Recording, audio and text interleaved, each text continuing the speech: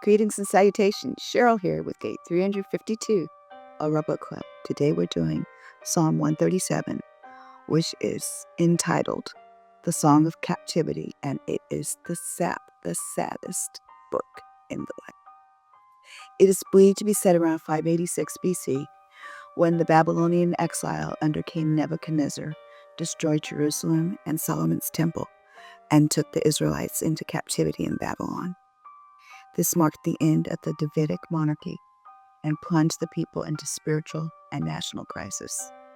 The author is unknown, likely one of the captives written either during or shortly after the exile. This psalm is both deeply sorrowful and intensely passionate, reflecting on the themes of loss, memory, identity, longing for justice, and divine vengeance. It is unflinchingly honest and raw, with the emotions directed right towards God. There are 9 verses. I will only read 8. Along the banks of Babylon's rivers, we sat as exiles, mourning our captivity, and wept with great love for Zion. Our music and mirth were no longer heard, only sadness. We hung up our harps on the willow trees. Our captors tormented us, saying, "Make music for us and sing one of your happy Zion songs."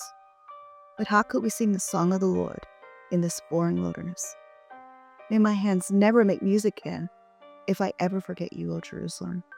May I never be able to sing again if I fail to honor Jerusalem supremely.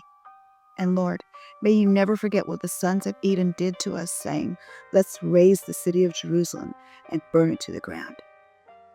Listen, O Babylon, you evil destroyer. The one who destroys you will be rewarded above all others.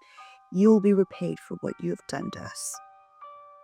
Now, one of the commentators I read said, they wept over the death of so many loved ones. They wept over the loss of almost everything they owned. They wept over the destroyed city of Jerusalem and her great temple. They wept over the agony of a forced march from Judea to Babylon. They wept over the cruelty of their captors. They wept over the loss of such a pleasant and blessed past. They wept over the forced captivity of their present, and they wept over the bleak nature of their future. They wept over their sin that invited such judgment from God. It serves as a poignant reminder of separation from their cultural and spiritual roots. Kind of like today. As a people, we've lost our way. The world is in a spiritual and national crisis, for we have forgotten our Creator. Identities are confused. Nations and families are at odds with one another. There's an unsettlingness. There is a demand for justice, and it provokes many to seek vengeance. Anxiety is high, and people are longing for peace. And Christians are longing for home, for Jesus to return and take us to our eternal home. C.S. Lewis said, "The fact that our hearts yearn for something earth can't supply is proof heaven must be our home." Now, there's something about Psalm 137 that somehow resonates with me personally.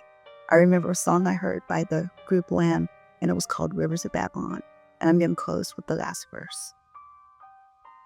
"And now we look for a better day, when the Holy One returns, to restore eternal Jerusalem, and to bring our people home, and to bring our people home, and to bring our people home." That's it for today. Sorry it was so sad, but it was the saddest book in the Bible. Peace out.